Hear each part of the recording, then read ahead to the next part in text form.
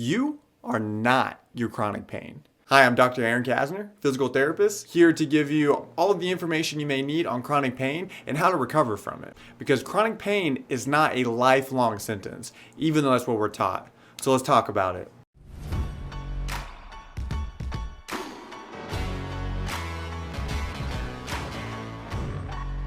So the idea that you're not your chronic pain seems simple, but it's a little more complex than what we realize. When we start to think that we are the thing we're diagnosed with, it takes over our whole life. Chronic pain is already going to limit us in a lot of ways.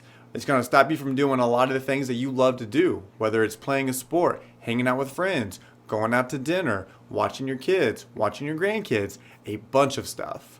So it's already limiting us, but we don't need it to limit how our brain functions. And what I mean by that is when we identify with a diagnosis, it becomes our whole identity. Everything evolves around that identity. And even though chronic pain is affecting you in a lot of ways, it's not who you are. You are not your pain. And I think it's important to think about it in that way because then we can break away from it. If we are wrapped up inside of it, it's hard to break it loose. Versus if we look at it as two separate things, as your identity here and your chronic pain here, it's easier to pull it away further and further. And that's what we need to do. The first step you can take in doing that is realizing that when you can't do something, you don't say, I can't do that because of my chronic pain. Say, I'm going to be able to do that someday, but right now isn't that day. So breaking that up allows you to look at your life as what it is, your life. You're so much more than your pain. You have social skills, you have friends, you have family, you have maybe a career, right? Maybe your hobbies that you really love to do. Whatever it is, you are those things. You are not that pain. So let's get away from that idea that that pain has become who you are. It's a part of your experience right now, and that's okay, but we need to stop thinking that we are that thing.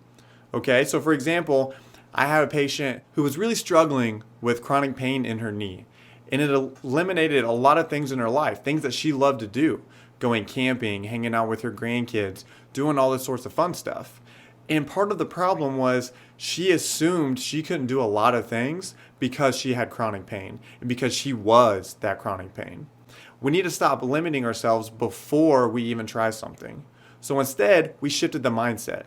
We talked about what she wanted to do and what her goals were and how we're going to get there. Now, she wanted to say, well, I can't do that because I have chronic pain.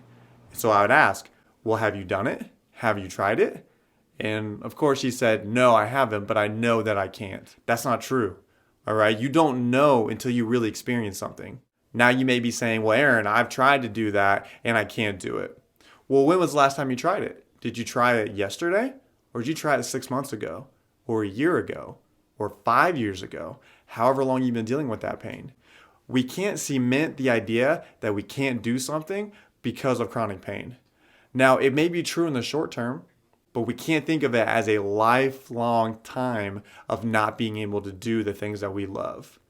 So then the next step with her was that let's work on doing some of those things, but let's break it down. So for example, she had trouble with jumping out of the bed of a truck because it would bother her knee. And she said, well, I can't go camping because I have to go into the back of the truck and I got to get all this stuff out and put it on the ground. But how am I supposed to do that if I can't get from the truck onto the ground? So what we did was we went and we got a box for like box jumps. And I said, okay, we're going to sit on the lowest height and I want you to stand up there. And a bunch of fear is going to pop up. So let's talk about it. So she stood up on the box and she said, my heart's racing. It's pounding. I just know this is going to hurt. So I asked her, well, how do you know it's going to hurt? She said, well, I don't know that technically, but I just have a feeling it's going to hurt. And I said, okay, well, let's take it slow. So it was her left knee. I want to kind of step jump down. So I want you to lead with your right leg because that's going to take most of the impact. And I want you to kind of step hop off of it. So well, I'm really scared. I don't know if I should. And I said, okay, I don't want you to do it until you're ready. She replied with, well, I know I need to do it. And I said, well, if you feel like you can, then you should try it. If not, we can try this another day. She said, being courageous, like most of our chronic pain patients are, I want to do it today. So she took a second, gathered up some courage, and then she did it. She kind of step jumped off of it. And for a second, her eyes got really wide. It was like, am I okay? And I asked her, I was like, well, how do you feel? It didn't hurt. I felt a little bit of a twinge, but it didn't bother me. I said, okay, let's advance that a little bit. Now, I want you to kind of try to land almost da-da, right? So right foot first, then left foot coming down right after. So you get a little more impact. Same thing, a little nervous, a little bit of fear there, but she calmed herself down, calmed her nervous system down, and she did it again. Boom. Felt okay. Didn't have much pain with it. This is boosting up the confidence.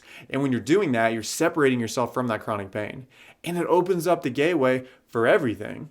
Now, she made a full recovery. She was able to go to the highest box and jump down like she's jumping off the bed of a truck.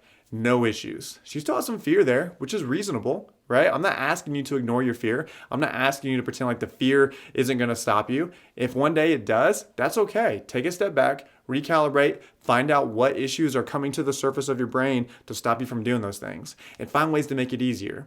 We need to get out of the idea that it's all or nothing. Either I can do it or I can't.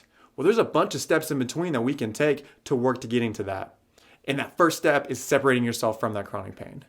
That's what I want you to work on. I want you to work on thinking about yourself separate from that chronic pain and maybe make a list of the things that you think you can't do because of your pain and see which ones that you can challenge. See which ones that you can work on and find the baby steps to get there. In order to run a full marathon, you got to start with that first mile. So find out where your first mile is and we'll work on it, then go to the second one. Work on it, go to the third. All right, I hope you guys liked what you saw today. If you did, click the like, hit subscribe, all that fun stuff. Send it to your friends. Save this, put it in your favorites. That way you can look back at it later to recalibrate some of the things that you've learned. Watch these videos over and over again because it's going to take a while for some of this stuff to sink in because they're very abstract ideas. But that's okay, you're going to get it. All right, thanks for watching.